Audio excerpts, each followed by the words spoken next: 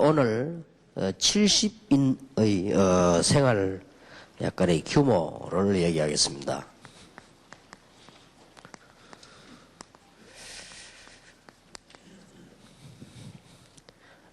좀 우리 침착하게 잘 현장을 살펴봐야 되겠습니다. 사도행전 9장 10절에 보면 그때에 그랬습니다. 그때라 말은 하나님이 바울을 회개시켰을 때지요. 다메섹에 아나니아라 하는 제자가 있더니 주께서 환상 중에 불러 가라사대 아나니아야 하시거늘 대답하되 주여 내가 여기 있나이다. 여러분 이 본문을 잘 아시죠? 그런데 10절에 보면은 그때에 다메섹에 아나니아라 하는 제자, 이 말 한마디만 봐도 초대교회 분위기가 딱 감지 안 됩니까? 이게 중요합니다. 바울이 회개를 하고 예수님이 직접 건드렸는데 이제 큰 역사가 일어났죠. 그런데 그것도 중요하지만은 다메섹에 아나니아라고 하는 성도가 있은 것이 아니고 다메섹에 아나니아라는 제자가 있더니 그랬습니다. 초대교회를 바리새인들이 생각하는 것처럼 보면 큰일 납니다. 아주 성령의 인도받고 조직력 있게 제자들이 깔려 있다는 걸 알 수 있습니다. 우리 이제 그 다락방을 예사롭게 뭐 사람들이 자료로 생각하고 모임으로 생각하면 안 됩니다. 하나하나 지금 중요한 제자들을 찾아내고 심어가고 있는 중이고 만들고 있는 중입니다. 언젠가는 놀라운 증거들이 틀림없이 일어나게 될 것입니다. 그렇기 때문에 여러분들이 이 중요한 이 규모와 이 꿈을 가지고요 삶을 진행시켜 나가야 됩니다. 제가 볼 때는 바리새인들이 가지고 있는 조직력보다는 초대교회가 가지는 조직력이 훨씬 강합니다. 숫자상으로는 몰라도요. 언론 외형적으로 보기는 바리새인들이 대단하거든요. 기득권을 갖고 있었기 때문에. 그러나 실제 현장에서 볼 때는 바리새인들하고 초대교회는 상대가 안 되는 거예요. 바리새인들은 명칭과 교권과 이런 것만 가지고 있었지 사람을 변화 못 시킨단 말이에요. 그러나 초대교회 교인들은 어떤 뭐 권위라든지 이런 건 안 갖고 있었지만은 현장에서 사람을 변화시킬 수 있는 가장 중요한 힘을 가지고 있는 겁니다. 그러면 시간 문제지 세월 지나면 달라져 버리는 것입니다. 여러분 교회 교인들이 큰 무슨 뛰어난 부서에 말이죠 장차관이거나 여러분 교회 교인이 또 어떤 큰 재벌이거나 막 어마어마한 집을 가지고 있고 말이죠 엄청난 땅을 가지고 있는 이런 사람이 아닐지라도 여러분 교회 교인이 현장에서 구원받을 사람과 현장에 영적인 일이 벌어지면 사람을 변화시키는 힘이 있다고 알아야 됩니다. 그게 작은 일로 끝나는 게 아닙니다. 높은 사람이 가지고 있는 재산이나 땅은 어느 날 무너질 수 있고요. 그게 교회에 아무 도움이 안 될 수 있으나 이런 걸 자체는 완전히 현장입니다. 그리고 여러분이 세월이 지나면서 일어나는 일들을 알아야 됩니다. 아무리 양을 많이 가지고 있는 재산가를 할지라도 그 양이 10만 마리가 있다 할지라도 그 양이 새끼를 못 놓으면요 세월 갈수록 다 죽는 겁니다. 그러나 가난해서 양 2마리만 가지고 있어도 이 2마리가 새끼를 낳는다고 하면요 시간이 가면 갈수록 이기는 겁니다. 이게 문제는 여기 있거든요. 이 키를 잘 보시면서 초대교회가 어떻게 사람을 하나하나 심어나가나 볼 수 있습니다. 그러니까 사울이라고 하는 사람은 꺾였는데 사울은 뭣도 모르고 피박하러 가다가요 잡으러 가다가 일어난 일이거든요. 그때 벌써 다메섹이라고 하는 중요한 지역에 제자가 딱 심어지지 않습니까? 그럼 그거 하나만 봐도 다메섹의 아나니아라고 하는 제자 한 사람만 봐도 초대교회가 뭘 하고 있는가를 알 수 있습니다. 그거 하나만 봐도 사실상 초대교회의 파워를 알 수가 있습니다. 이 바리새인들 언론 볼 때가 아무것도 아니에요. 조그마한 그 뭐 다락방에 올라가서 예배드린 저것들이 뭐 힘이 있나 말이죠. 이단 저것들이 말이지. 아이 우리 큰 성전 놔두고 말이지 모여가지고 저것들이 뭐 맨날 뭐 성찬식 한다고 하면서 피 흘리고 있는데 저것들이 도대체 뭐냐 말이에요. 이렇게 봤지만은 사실상은 사도행전 9장에 보면 짝 깔린 겁니다. 사도행전 9장 1절에 15절은 아나니아에 대한 얘기지만은 그 뒤에 보면 에니야, 다비다 막 이런 식으로요. 쫙 깔린 거예요. 그러면 연속적으로 사도행전 10장에 보면 비장 시몬이나 이런 식으로 갈려나간 겁니다. 그걸 여러분이 지금 이해를 하셔야 되겠습니다. 우리가 과연 중요한 일을 해나가는 이때에 서론 부분에 하나 생각해야 될 것이 우리가 사람을 기쁘게 하면 어떻게 됩니까? 그거 가지고도 일 생기거든요. 어떤 사람 보니까 자기 막 이 팬들이 많이 있어가지고요. 아르게도 보니까 막 여학생들이 막 공항에서 과음질이 왜 지르는가 봤더니 맞아 막 가수 지나가는데 그 애들이 학교도 안 가고 따라와가지고요. 막 과음질 이렇게 하는 거예요. 우리가 볼 때는 미친 것처럼 보이지만 걔들이 볼 때는 좋으니까 학교도 안 가고 공항까지 안에 들어오지도 못하고 밖에서 막 과음질 하는 거 아닙니까? 우리가 사람을 조금 즐겁게 해도 팬이 생기는데 우리가 지금 만약에 회사에서 정말 사장을 기쁘게 한다면 승진도 쉬운 거 아닙니까? 그야말로 우리가 하나님을 기쁘시게 한다면 모든 문제는 해결되는 것입니다. 여기서 하나님께서 제일로 기뻐하신 일이 뭐겠냐? 여러분들은 지금 70인 요원 훈련을 받고 있는 여러분들인데 어떤 규모를 가지고 살아야 될 것이냐? 이것이 아주 중요합니다. 틀림없이 이기게 됩니다. 꼭 기억해야 될 것은 예수님께서 십자가에서 피 흘리신 것은 지금 교회들이 말하는 그런 침묵을 위해서가 아닙니다. 그럼 뭐 때문에 십자가에 못 박힙니까? 침묵을 위하여. 지금 예수님께서 십자가에 못 박힌 것은 오늘날 교회가 생각하고 있는 그런 게 아닙니다. 취미활동 때문에 예수님 십자가에 못 박힌 게 아닙니다. 이런 거 하려고 십자가에 못 박힐 것 같으면 다른 종교에도 다 있는데 왜 못 박히면 아무 가치가 없잖아요. 예수님께서 십자가에 피 흘리신 것은 우리가 뭐 연합해가지고 잘 놀고 그것 때문이 아닙니다. 이 연합은 통일이고 더 잘합니다. 예수님께서 십자가 지신 것은 오늘날 말하는 뭐 질서유지 같은 이런 게 아닌데 질서유지는 천리교가 더 잘합니다. 얼마나 천리교는 일본 전역에 질서유지하는데 가장 앞장선 종교입니다. 이런 것 때문에 예수님이 십자가 지신 게 아닙니다. 이것이 가치가 없다는 말이 아니고 이런 수준이 아니거든요. 예수님께서 우리 감기나 고쳐주려고 십자가 지시고 그런 건 아닙니다. 예수님께서 십자가 지신 것은 굉장히 중요한 답을 주기 위해서 이런 깨달은 사람들을 하나하나 심어 들어가야 됩니다. 예수님께서 십자가 지셨는데 우리에게 어떤 답을 주었습니까? 그래서 제자로 파송될 사람은 몇 가지 눈을 떼야 됩니다. 기독교를 포함해서 종교생활하면 반드시 사단의 종이 됩니다. 그래서 예수님이 십자가 지신 것입니다. 종교생활 하지 말라고 십자가를 지신 것입니다.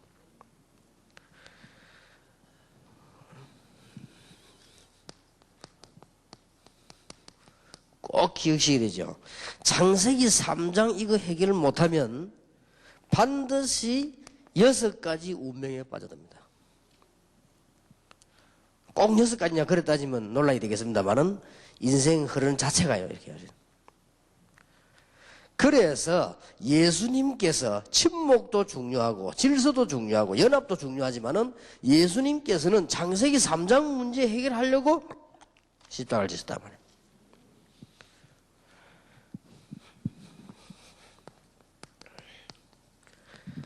창세기 6장 이 문제를 해결하지 못하면 지구상에 일어나는 무속운동과 이 정신질환을 막을 수가 없어요.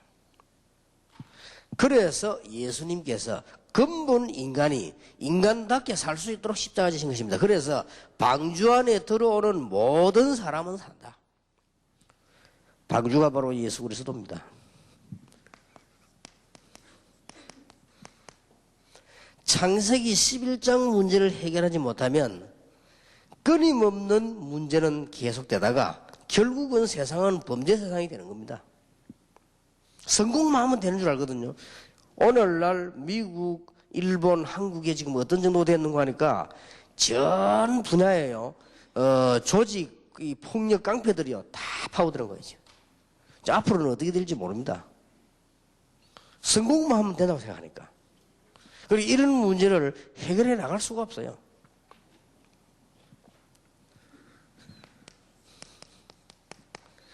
창세기 12장의 문제를 해결하지 못하면 반드시 강대국이 많은 영향을 주고 무너집니다. 이게 바벨론, 아수르, 로마 다 그랬습니다. 지금도 똑같습니다. 이런 엄청난 문제를 해결하시려고 예수님이 십자가를 지신 것입니다.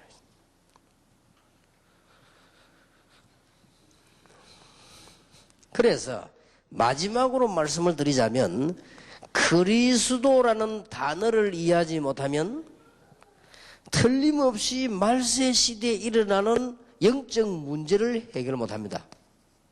우리 아이들이 다 미국에 있습니다만은 그리스도 알지 못하고 미국에 살면 틀림없이 정신문제 오는데 어떻게 오느냐? 200% 옵니다. 꼭 기억해야 됩니다.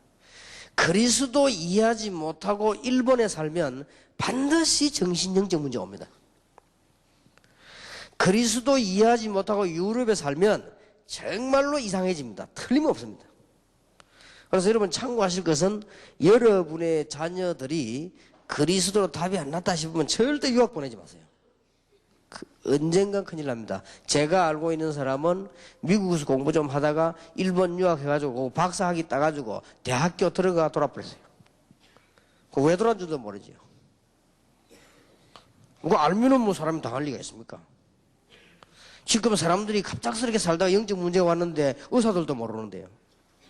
예수님이 십자가 지다가는 그런 간단한 얘기가 아닙니다. 이것을 이해한 제자를 곳곳에다 심는 겁니다. 무슨 말인지 알겠습니까? 이건 보통 말이 아니에요. 우리가 치매에 맞다, 이런 수준이 아닙니다. 지금 거의 다 교회 다니는 사람 이것 때문에 다닌다니까요. 침묵하고, 치매에 맞고, 우리가 또 이렇게 서로 하나 되고 말이지. 교양 삼아. 그것 때문에 십자가 지켰어요, 예수님께서? 그런 수준 같으면 다른 종교 가도 되는데요. 그런 수준으로 있으니까 지금 막 종교들이 모여가지고 같이 연합을 하는 거예요. 이런 수준이에요. 절대 그런 게 아닙니다. 예수님께서 십자가 지신 이유는 여기 있습니다. 꼭 기억하셔야 됩니다. 아까 제가 왜 미국과 유럽과 일본 얘기를 했는가 하니까 그게 바로 이 케이스입니다. 그래서 하나님께서 아브라함 보고 갈대아를 떠나라고 한 거거든요. 갈대아를 살리기 위해서 너희 본토 친척 아버지 집을 떠나라. 지금 똑같은 케이스입니다. 지금이나 옛날이나 똑같습니다. 사람들은 복음이 없이 성공만 바라보기 때문에 결국은 이리로 빠져요. 말릴 길이 없다니까요. 이제 앞으로 대통령이 있어가지고 정치해보면 더 어렵습니다. 왜냐? 자꾸 이래 빠지니까. 심지어, 지금 뭐라고 말하는 거 하니까 어떤 사람이 신문에 지금까지 있었던 정권 가운데 가장 부패되다고 말하잖아요. 그럼 앞으로 또 그럴 건데요. 그건 현직 대통령이나 정치가 잘못됐단 말이 아니에요. 사람들 심성이요. 자꾸 이리로 빠져드는 거예요. 그래서 그런 겁니다. 창세기 11장에 바벨탑만 쌓으면 되니까. 하나님이 어디 있습니까? 쌓으면 되니까. 뭐 하면 됩니까? 업적만 남기면 되니까. 그럼 뭐 하나님이 어디 있습니까? 성공만 하면 되니까. 하나님이 어디 있습니까? 우리가 굉장히 무슨 발전시키고 성공하면 되는 거 아닙니까? 하나님이 어디 있습니까? 그러다가 어느 날 당하는 거예요. 이 바벨탑이 무너진단 말이에요. 이게 똑같습니다. 이게 전부 사단의 역사거든요.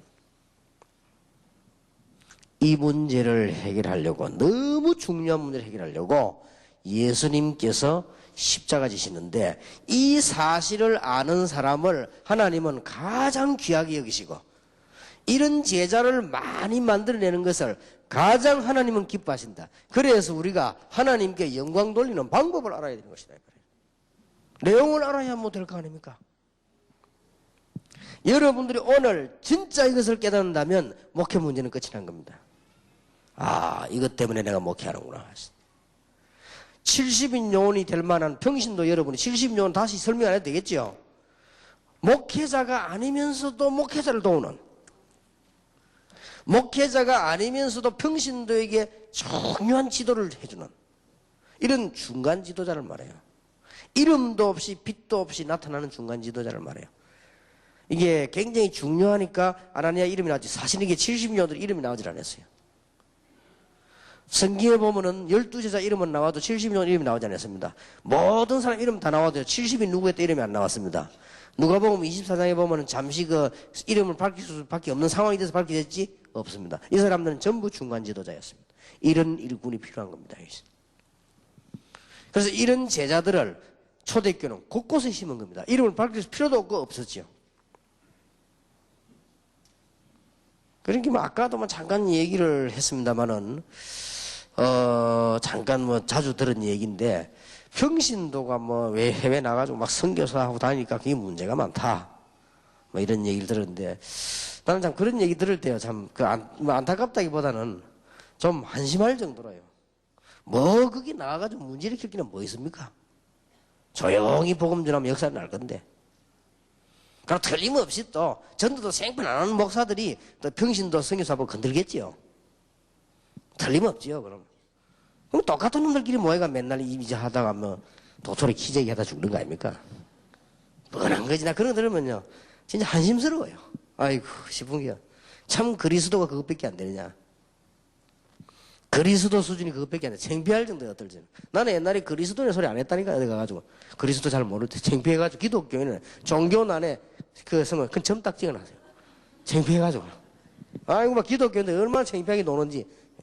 그래 학교 다닐 때 쭉 있잖아. 내 그거 쓴다고 뭐 학교 다니면 쭉 다 써야 안 됩니까? 그러면 종교 다녔습니다. 그래 아무 말 안 했어.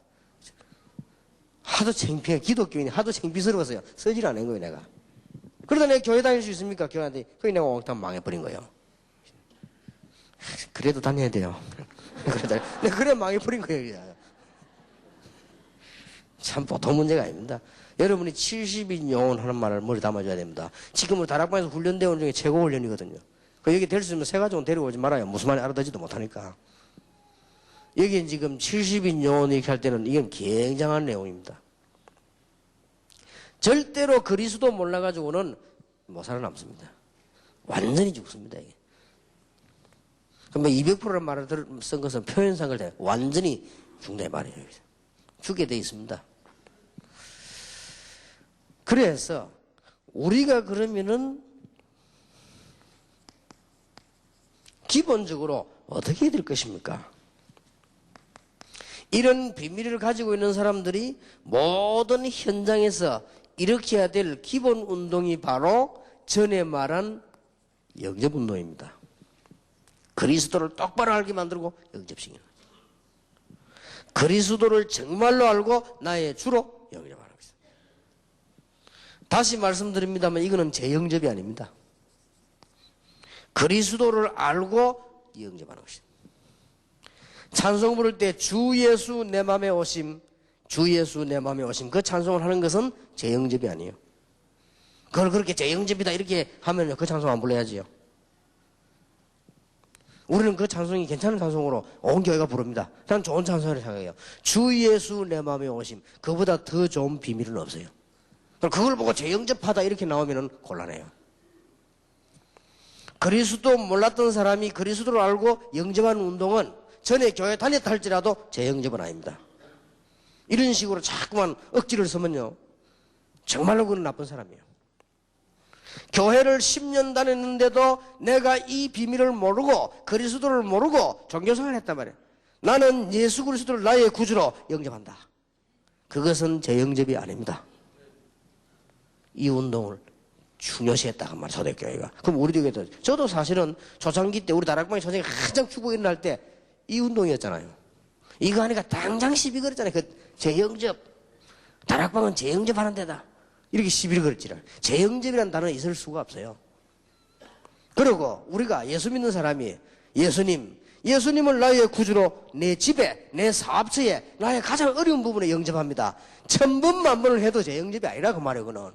어째서 이게 재영접입니까? 예수님 내 마음에 지금 역사하시옵소서. 그렇게 기도했단 말이에요. 예수님 이미 와 계시는데, 그러면 그 기도가 잘못된 기도냐? 아니라고 말이에요. 그게 재영접이냐? 아닙니다. 어째서 그렇습니까? 제일 처음에 복음 못 듣는 사람이 예수님을 알고 그리스도를 영접하는 거예요. 그것이 계속되는 것이죠. 초대교회는 삶을 어떻게 했는가 하니까 사실상 그리스도께서 나와 함께 계시는 누림운동을 한 거예요. 이게 삶이었습니다.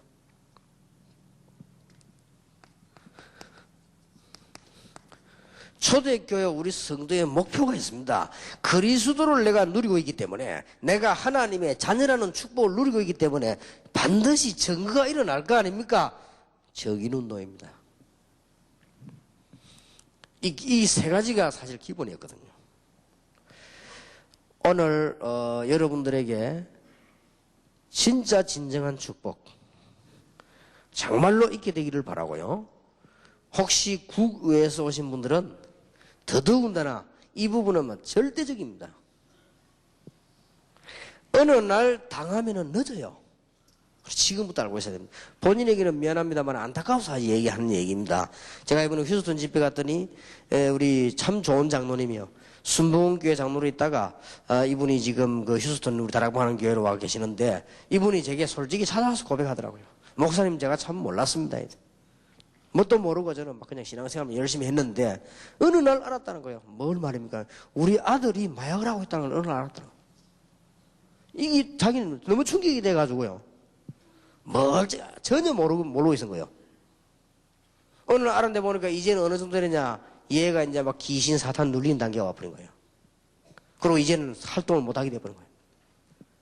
그래서 이제 완전히 이제 무슨 문제든지 깊이 들어가면 영적 문제 보입니까? 막 사단이 막 나타나는 게 보이잖아. 이제 그 단계까지 와버린 거예요. 그래서 이제는 아무것도 못하고 있다는 거지. 이럴 때 어쩜 좋겠냐, 이것이. 그러니까 이런 일들이요, 지금 그대로 일어나고 있습니다. 그래서 이 말은 보통 말이 아니에요. 그리스도를 알고, 이런 비밀을 알고 그리스도를 나의 구주로 영접하는 것이다. 나는 최고의 축복이요 제일 아름다운 삶인 그리스도를 누리는 삶을 산다. 그러면 틀림없이 증거옵니다. 다른 사람이 볼 때는 정말 이게 멋있다는 증거가 옵니다. 가장 멋있는 멋쟁이가 돼요. 저는 세상 표현으로 그리스도인은 뭐냐? 가장 멋쟁이다. 저는 그렇게 표현하고 싶습니다. 그리스도인이 뭐냐? 가장 축복받은 사람이다. 그게 주일이 되는 것이죠. 이 축복을 여러분이 꼭 누리고 여러분 자녀에게도 있게 되길 바랍니다.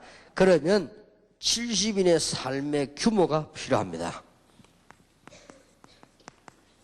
어떤 규모로 살아야 되겠습니까?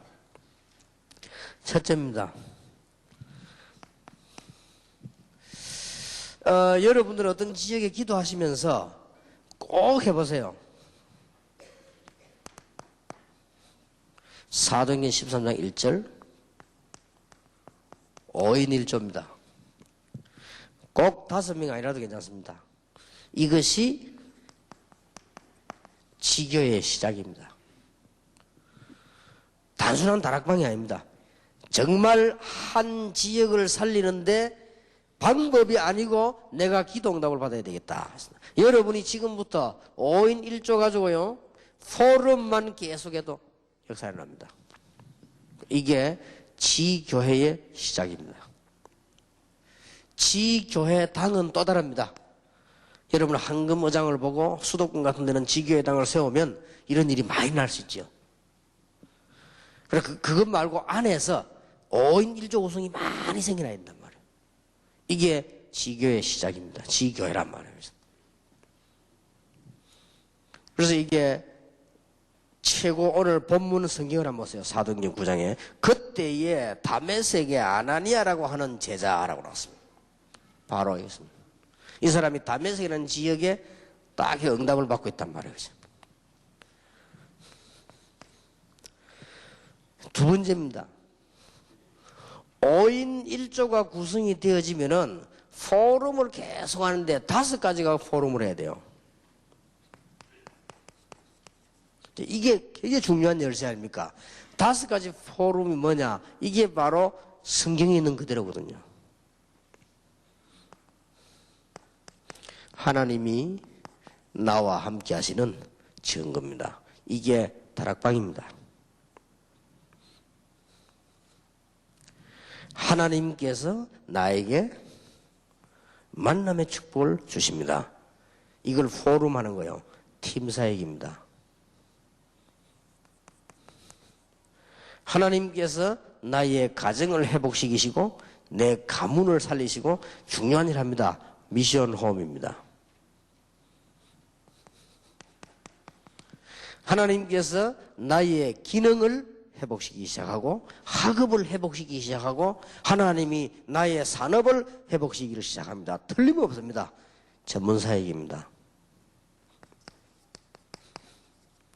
하나님이 드디어 내가 큰 일도 할 수 있고 작은 일도 할 수 있으나 내 지역을 살립니다. 대통령도 할 수 있고 장사도 할 수 있으나 중요한 것은 내 있는 지역을 살리게 하는 것입니다. 여기 지교회입니다. 요 5가지 포럼이 계속 되는 거예요. 무슨 말인지 알겠습니까? 이게 지교회입니다. 그래서 제가 서울에는 아직 결정을 안 했습니다만 부산에는 요거 하는 데를 내년에 700군데 만들 겁니다. 그러니까 참고하시고요. 그냥 하는 것이 아니고 하나님께서 정말로 기뻐하시고 원하시는 제자를 찾아 아나니아처럼 군데군데 세워놔야 된다. 하나님을 가장 기쁘시게 하는데요. 더 정확하게 말하면 그 사람들은 우리가 안 와도 되고 타 교대로 가도 되고 상관이 없습니다. 우리는 이 일을 꼭 해야 되는 겁니다. 그리고 현장에서요 쭉 일어나죠. 이게 다락방에서 지금까지 말한 5가지 기초입니다. 이게 다락방에서 말한 성경적 전도 방법입니다. 이게 우리 다락방에서 말하는 마가 다락방에서 시작돼서 로마 정복까지입니다. 이거 포럼이 되어야 돼요. 얼마나 멋있습니까? 굉장히 이게 우리 규모롭다. 그러면 여러분이 어디 가면 제일 먼저 뭐부터 찾아야 되느냐? 이거부터 찾아야 돼요. 제자부터 찾아야 돼요.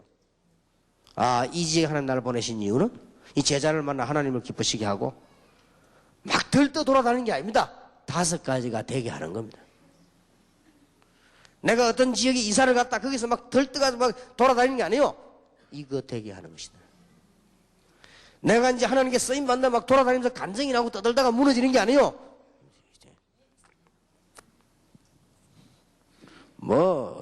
별 전도가 다 있더만요. 그거 다 손해입니다. 별 전도가 다 해서 보니까 이루 말할 수도 없는 많더만요. 다 좋게 말하면 목적은 좋은 걸 하겠습니다만은 틀림없이 예언합니다. 본인들은 실패합니다. 이게 회복돼야 돼요. 반드시 이게 회복돼야 돼요. 바깥에 4가지가 다 돼도요 자기 혼자께 안 되면 안 돼요. 그러면 자기 혼자 걸 안 되는 걸 가지고 머리가 있다 보니까 4가지를 갖다 떼어 붙일 수가 있습니다. 그러면 더 실패합니다. 요 4가지를 갖다 떼어 붙일 수 있어요.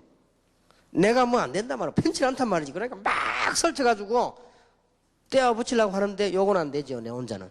여기 이제 안 되는 거야 이게. 주로 보면 내가 보면 돌아다니는 사람들이 막 뭐 하는 사람들이 요건 떼어 붙이는 겁니다. 이게 안 돼가지고. 그럼 막 노래가지고 어떤 사람 하나 끄다가 나면 또 막 합니다. 뭘 만들려고 막 자꾸 뜁니다. 안 돼가지고. 사실을 알고 보면 하나님 보실 때는 제일 불쌍한 사람이요. 이 부분이 되어야 됩니다. 여러분들의 오늘 회복의 귀중한 축복이 정말로 있게 되길 바랍니다. 그래서 저는 내년에 부산서 이런 사람들을 100군데 심으려고 지금 기도하고 있습니다. 충분히 가능한 것은 제가 봐도 우리 교회 안에 놓치고 있는 제자만 불러내도 이게 됩니다. 놓치고 있는 사람들이 많아요. 그래서 이제 어떻게 열매는 하나님이 하시는 거고요. 우리는 하나님 앞에서 할 중요한 일을 해야 되는 거죠. 자, 그러면 꼭 기억하세요. 규모를 딱 갖고 있어야 됩니다. 지교회 전략을 쓰는데도 똑같은 방식으로 쓸 필요가 없습니다. 이게 바로 앞으로 우리가 받아야 될 응답인데 지교회도 똑같은 방식으로 쓰지 말고 어떤 지역에는 문화 전략을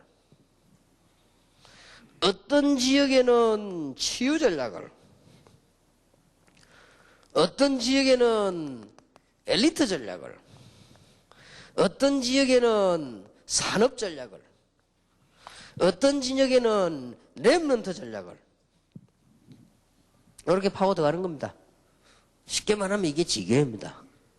지교회를 지금은 우리가 이제 어떻게 합니까? 예배당 형식으로만 하죠. 왜냐하면 지금은 급하니까 그럴 수밖에 없으니까. 그러나 앞으로는 지교회를 차근차근 이런 식으로 파고드는 겁니다. 문화 전략으로 파고들고, 치유 전략으로 파고들고, 어떨 때는요 엘리트만 쫙 모으는 전략으로 파고들고, 어떨 때는 아주 그 산업팀들만 그렇게 파고들고, 어떨 때는 렘넌트만 쫙 모으는 전략으로 파고들고, 이게 다 지교회입니다. 여러분들이 규모를 딱 하고 머리를 이제 딱 가지고 그러고 계셔야 됩니다. 자, 이거 하기 위한 개인 규모입니다. 우리 개인의 규모가 필요합니다. 누가 뭐래도 규모가 필요하죠.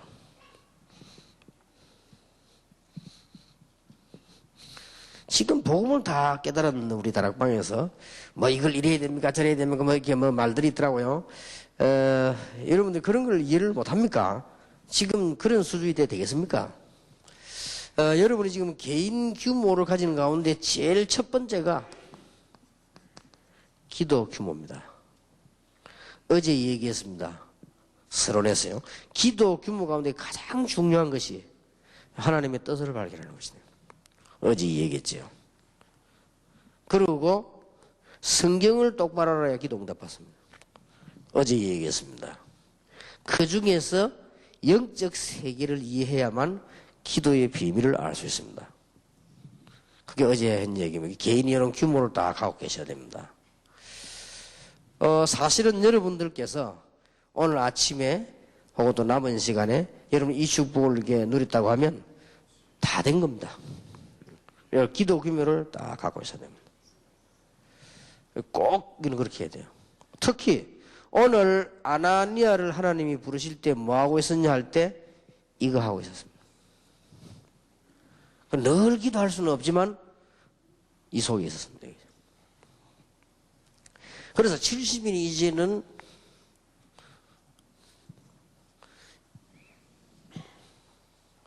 이런 기본적인 걸 하기 위해서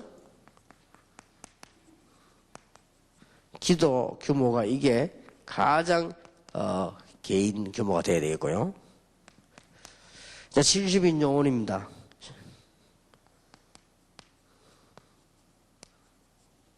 여러분의 교회 생활을 어떻게 될 것이냐. 교회 생활을 하는데 여러분들이 중요한 이런 일을 하는데 너무나 나서거나 하는 것보다는 이렇게 참여하시기 바랍니다. 쭉 이렇게 교회 생활은 그렇게만 하면 됩니다. 이렇게 누가 재미난 말을 했습니다만은 교회는 구경꾼 있고 말꾼 있고 일꾼이 있습니다. 이렇게. 구경꾼은 늘 보고 있는 거죠. 그냥 하지도 않고 안 하지도 않고. 날도 말만 하는 사람이 있어요. 말꾼. 그러나 일꾼이 있습니다. 여러분은 교회에 이렇게 잘 참여를 하셔야 되겠습니다. 이런 전체 각도를 가지고 참여를 하시라고. 그러면 절대 여러분 교회 생활에 문제 안 일어납니다. 하나님이 제일로 기뻐하시는 가장 시급한 문제는 뭐며?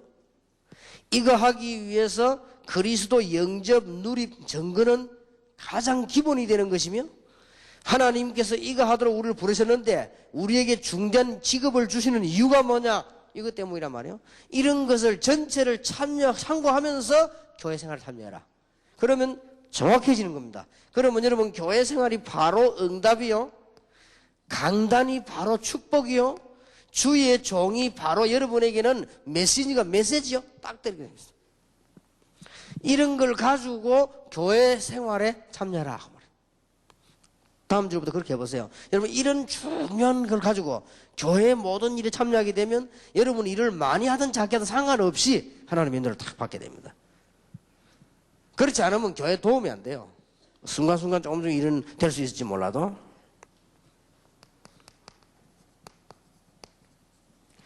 70인 요원이 이제는 세계 복음화를 하기 위해서 여러분들은 사회생활을 해야 됩니다. 사회생활은 굉장히 적극적으로 참여하면서도 구별되게 하십니다. 그리고 그 사회를 변화시키는 것입니다. 분명히 내가 얘기해 묻기를 분명하게 물었기 때문에 우리 어떤 학생이 중요한 학생이 내가 물었어요. 아주 실력 있는 학생이 목사님 친구들하고 같이 술 먹으면 안 됩니까? 그 물어보더라고요. 그 친구가 이런 말을 했습니다.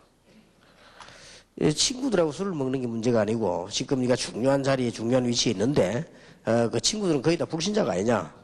근데 네 그 친구들하고 술 먹고 돌아다니면 같이 그 친구들하고 얘기해야 되겠는데 아니면은 네가 그 전부 이게 도태되는 거 아니냐. 그것 때문에 고민하는 거 아니냐. 그렇다 이거라. 친구들하고 같이 다니라. 기독신자 그 구분이 안 되느냐. 네가 그 기독신자가 돼가지고 하나님의 자녀가 네가 렘넌트가 거기 앉아서 그게 조절이 안 되느냐. 이 친구가 알겠다고 하더라고요. 우리 기독교인들 얼마나 바보스럽게요. 사회에 대해서 생각을 또 바보처럼 불신자 끌려다니고요. 만일 네가 불신자 끌려다니면서 술 마신다고 하면 너는 잘못된 놈이다. 만일 네가 술 때문에 네 생활에 문제가 오거나 술 때문에 네 생활이 안 된다면 이건 틀림없이 잘못된 것이다. 그러나 불신자보다 더 악한 것이다. 근데 그게 구분이 안 되느냐? 내가 그랬어. 겁날 건 뭐냐? 불신자들에게 가라. 가서 전도도 하고 기독신자임을 당당히 얘기하고. 우리가 사회생활요 기독교들 너무 할 줄 모르는 거 있죠. 괜히 겁먹어가지고 겁먹을 필요 없어요. 학생들 부르는 이 얘기를 겁먹을 필요 없다 말이에요. 우리가 혹시 이렇게 하면 돼. 당당하게 기독교인은 사회 참여를 하고 그러면서도 잘 구별되게 구분을 하고 그러면서 사회를 변화시키는 거라고. 어렵지 않습니다.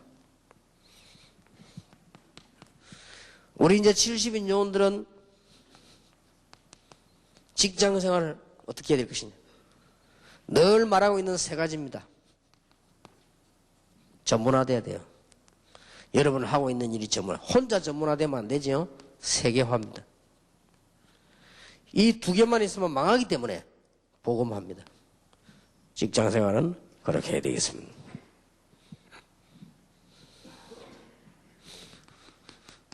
우리 기독교인의 가정생활입니다. 하나님의 뜻이 가장 잘 실현되는 곳으로 그렇게 하면 될 겁니다. 우리의 가정은 어떻게 만들어내야 되겠냐? 하나님의 계획이 가장 잘 실현되는 기초로 이렇게 규모를 딱 갖추고요. 여러분 이거 가지고 이제 출발하면 내년에 많은 역사를 보게 될 것입니다. 그래서 결국은 여기 목사님들 많이 계시니까 꼭 참고하셔야 될 건요. 목사님들이 결국은 올바른 제자를 자꾸 심는 겁니다. 그 어떤 면에서는 조금 이 부분이 너무 중요하기 때문에 그래 하란 말이 아니고 제 스타일은 그렇습니다. 너무 이 부분이 중요하기 때문에 제가 우리 아들 보고 이래라 저래라 말을 한 번도 한 적이 없어요. 왜냐? 너무 중요한 아들이기 때문에. 왜냐? 내가 요래라 저래라 말을 해가지고 한다. 그게 뭔 희망이 있겠어요. 그게 그 머리가 그 IQ가 어떻게 세상을 살겠나 말이에요. 그렇지 않습니까? 우리 교회 교육자들 뭐야 이래라 저래라 말하지 않습니다. 그거는 성격이라기보다는 너무 중요한 일이에요. 메시지 다 하는데 아직도 못 알아들었다. 그게 어떻게 목회에서 하겠나 이 말이에요. 앞으로 그는 물어볼 필요도 없는 것이지. 얼렁뚱땅해야 막 자꾸 막 조아붙여 하는 거는 나중에 어느 날 구멍 나는 거야. 그러면 큰일 나는 거야. 그래서 가장 좋은 방법은요. 자연스럽게 찾아 넣는 겁니다. 말하자면은 절대로 무너짐이 없는 일꾼들을 차근차근 심는 것입니다. 그게 더 빠릅니다. 그래서 일단 여러분들이 내년에요 이 일을 하시게 되면 가만히 계시는 것처럼 보이지만은 하나님이 모든 것을 다 주게 되어 있습니다. 아나니아 보세요.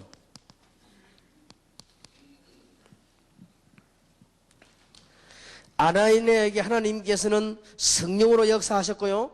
바울이라고 하는 중요한 제자를 붙여주셨고 아나니아에게 이것 때문에 하나님은 모든 것을 다 주었을 것이다. 이게 70인들이 가지고 있는 규모입니다. 그래서 여러분 제자를 하나하나씩 합니다.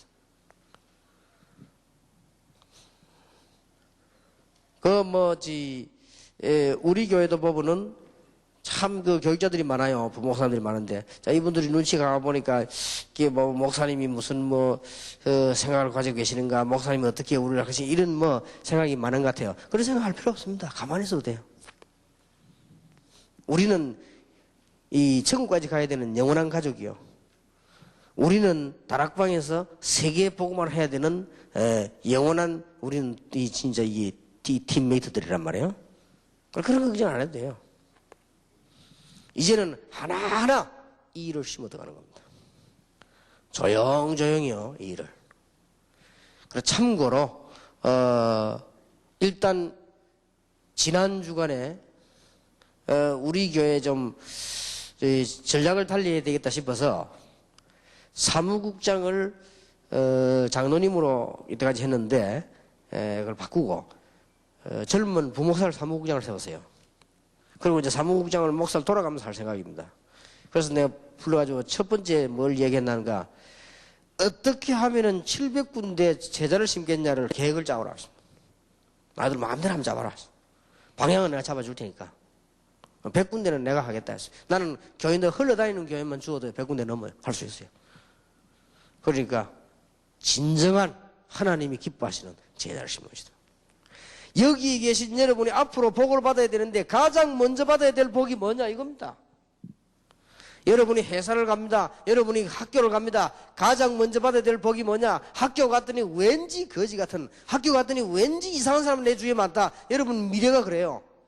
여러분은 학교 갔더니, 여러분이 직장 갔더니 뭔가 모르게 괜찮은 사람 많아요. 이게 하나님의 축복이요. 그걸 빨리 파악하고 깨달아야 됩니다. 교회 가도 말이요, 어쩌면 내 주위에 말이요, 기도 응답 못 받는 사람 묻기가 자꾸 내가 인생, 그러면 그게 여러분의 미래라고 말이요. 여러분이 교회 가도 진짜 하나님의 응답 받는 사람들 모여집니다.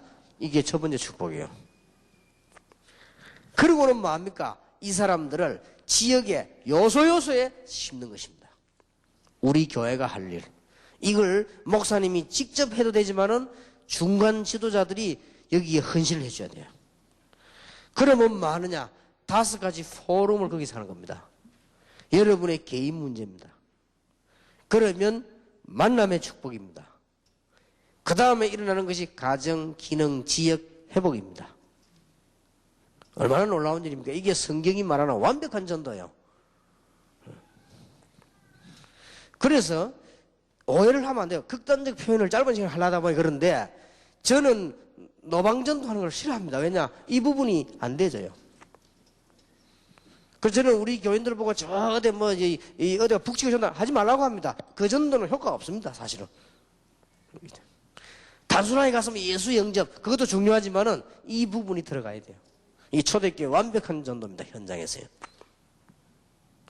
그러면 이걸로 끝나는 게 아니거든요. 이런 축복을 어디로 묵어다냐? 문화면으로. 전부 우상문화니까. 그러다 보니 전부 병들었지요. 치유문화. 더 지금 중요한 문제는 엘리트들이 어디로 가야 될지 모릅니다. 엘리트들이 성공하면 되는 줄 알고 열심히 뛰다가 나중에 문제 온단 말이에요. 그리고 지금 흑암 쪽으로 경제는 빠졌습니다. 산업성이요.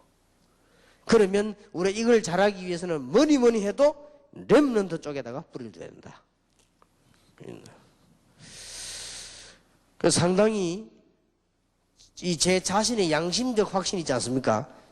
앞으로 이게 응답할 준비들이 많이 되어 있습니다. 제 자신이 양심적으로 이거 하나님의 놀라운 축복이 이 렘넌트 가운데도 많이 지금 앞으로 일어나고 있습니다. 이제.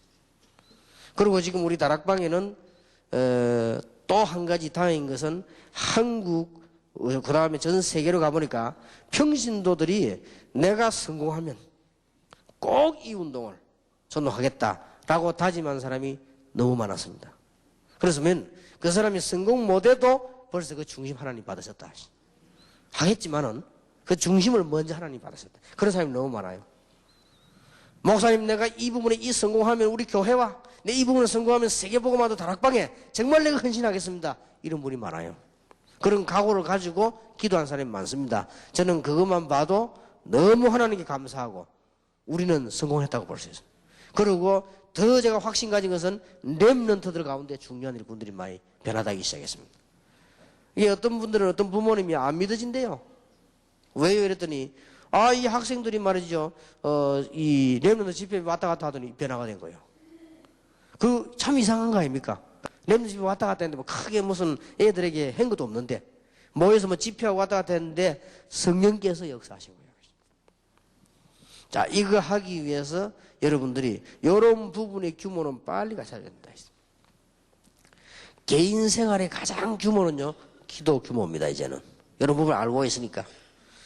여러분이 이런 내용을 가지고 교회 생활에 참여하게 되면 여러분은 이 부분을 알면 어떤 파트를 깨달아도 괜찮습니다. 그리고 이 부분을 알면은 교사를 해도 되고, 이 부분을 깨달으면 장로를 해도 되고 안 해도 되고, 이 부분을 깨달으면 여러분 교회 안에서 누가 안아주든 안 해도 아무 상관없습니다. 축복을 그대로 받게 되어 있습니다. 여기 지금 교회 생활하는 여러분들이 앞으로 내 교회 가서 뭐 할 것이냐, 잘 기억하세요. 교회 가서 뭐 할 거냐, 이런 부분에 빠져 죽어가는 사람들을 살리는 것이 우리의 일이거든요. 그래서 아까 말한 영접, 그리스도 누림, 정인이 기본이란 말이에요. 그리고 여러분들은 앞으로 사회생활, 교회생활 할 때 이런 부분에 큰 축복을 내다보면서 교회생활 들어가라. 사회생활 하는데 기독교인들이 바보처럼 생활하지 말고 담대하고 실력 있게. 저는 학생들 보고 그랬습니다. 일본서도 왕따 돼도 괜찮으니까 담대하게 살아라. 하나님 자녀답게. 절대 하나님 그렇게 하지 않습니다. 그건 불신자인 경우지 하나님의 자녀는 그렇게 안 됩니다. 그리고 직장생활과 가정생활 이렇게 규모를 잡아주셔야 됩니다. 자, 마지막으로 기도 부탁 하나 드리겠습니다. 여기 계신 여러분들이 꼭 내년에는 여러분 양심대로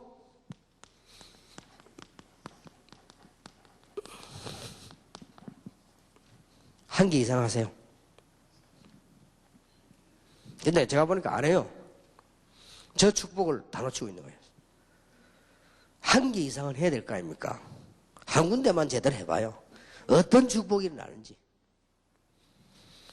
교회 안에서만 자꾸 말하고 떠들지 말고요. 여러분이 한 지역에서만 제대로 기도 응답받는 사람 모여서 제자를 찾고 그 제자를 찾으면 그 지역에 뿌리 내리도록 만들어. 응답받도록 만들어줘요. 한 군데만 한번 해봐요. 한 군데만 제대로 하면 나중에 다 일어날 건데 안 한단 말이지. 제대로 좀 하셔야 됩니다. 특히 여러분들은 굉장히 중요합니다. 부교육자들요. 하세요. 부교육자들이 진정으로 하세요. 여러분들 지역안에요. 벌써 평신도들이 교육자에 대해서 너무 걱정하기 시작했다 하면 안 되거든요. 그러면 안 돼요. 평신도들이 교육자를 볼 때 굉장히 영적인 힘을 얻고요. 현장에서 하나님 축복을 보도록 해야 됩니다. 꼭 기억하셔야 돼요. 이게 지금요. 한때 이런 말이 있었습니다. 싹군 목자란 말이 있습니다.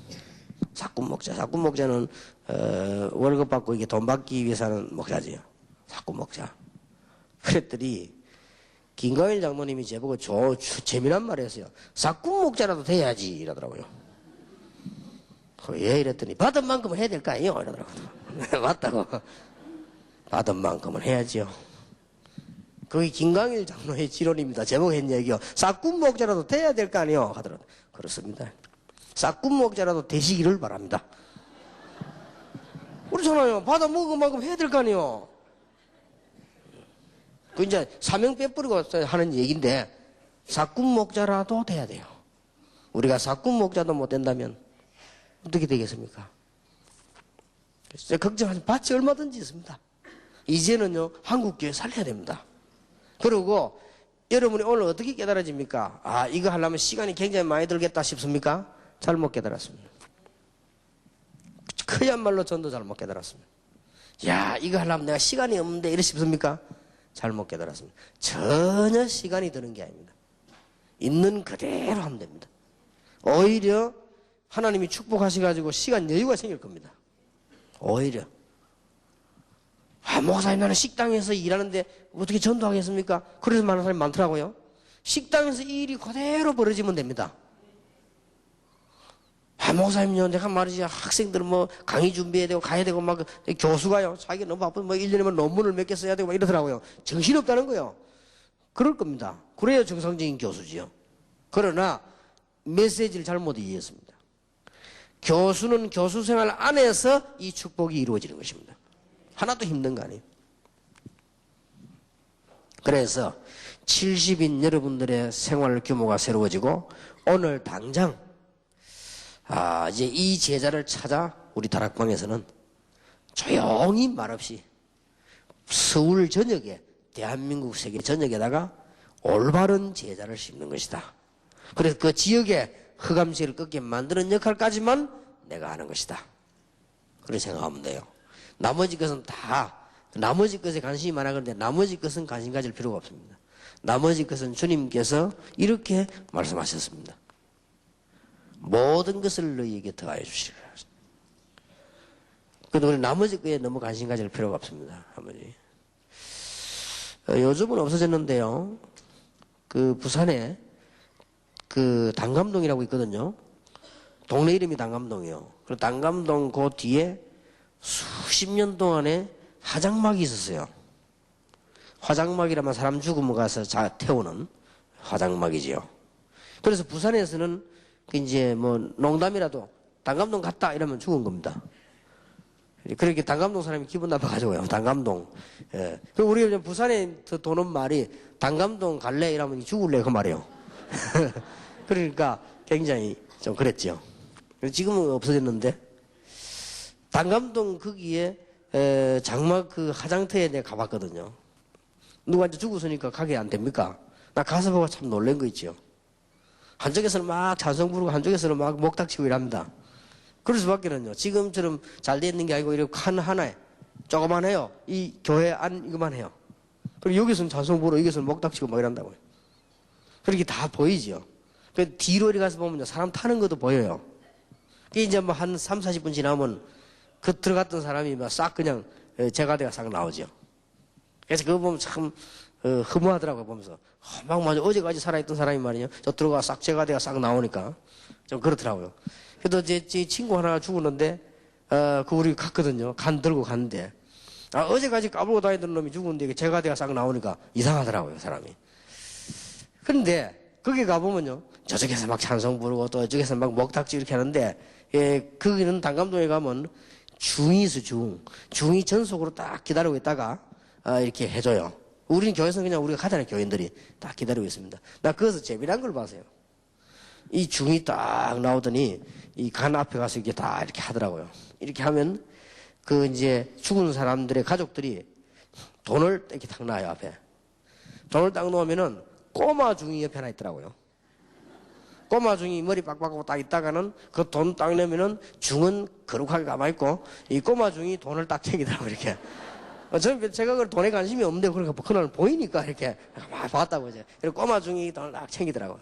그래서 중은 대연하게 점잖하게 그냥 목 다 계속 쉬면서 이렇게 하더라고. 그러니까 뭐 사람들하고 이렇게 인사 이렇게 하고 뒤로 가가지고 꼬마 막 돈 뺐는데 꼬마 이제 막 뒤지가 다 빼내는 거예요. 중이. 그러고는 뒤로 가가지고 꼬마 보고 막 이렇게 호주머니 뒤지가 막 뺏어있고 막 이러더라. 그래 보면 이야 참 저래가지고 목탁이 지직가네 싶은데. 그러고는 이분이 또 금방 또나 계속 시체가 오니까 우리 한국 사람들은 거의 불교 뭐 젖어 있으니까요. 또 그래 놓고는 또 나와 점잖하게 또 나올 때는 막 굉장히 거룩하게 딱 나오더니 또 나오도 엉덩이 치더라고요. 아이고 시더라고요. 뭐. 그런 신자 되지 않기를 주의 이름으로 축원합니다. 그런 종들 되지 않기를 주의 이름으로 축원합니다. 참 다 되어질 걸 가지고 그런 걱정하지. 여러분이 전 지역에 이제는 2001년 2년들은 지금도 했지만 올바른 제자를 심겠다. 이런 축복이 있게 되기를 정말로 예수 이름으로 축원합니다. 기도하겠습니다. 하나님께서 우리에게 큰 응답을 주실 귀중한 시간 주심을 감사드립니다. 진정한 숨은 70인 제자가 되게 해 주옵시며 참으로 응답받는 70인 제자가 되게 해 주옵시며 나 때문에 다른 사람이 살고 교회가 응답을 받는 또 나의 작은 헌신으로 많은 사람이 그리스도를 알게 되는 이런 축복된 제자가 되게 해 주옵시며, 그리스도와 함께 있는 나의 작은 삶이 현장을 살리고 지역을 살리고 산업을 살리고 만남을 축복 있게 하는 그런 귀중한 삶으로 만들어 주옵시며, 이런 흔들리지 않는 제자를 수도권 전역으로 대한민국 전역에 심게 해 주옵소서. 아무도 막을 수 없고 뺏을 수 없는 놀라운 역사들이 한국 교회와 세계 교회에 일어나게 하옵소서. 주 예수 그리스도 이름으로 기도하옵나이다. 아멘.